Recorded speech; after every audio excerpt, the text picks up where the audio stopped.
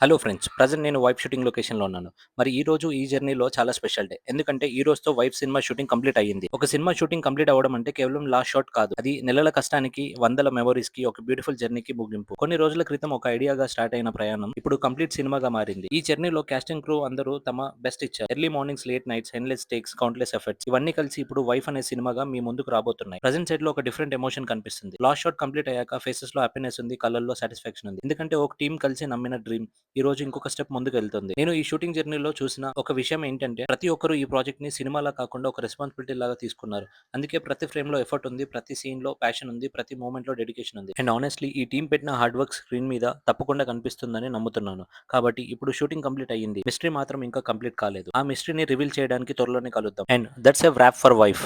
The shoot ends here. The mystery begins now. This is Wife with Arjun from the final day of shoot. Signing off. Thank you so much, guys.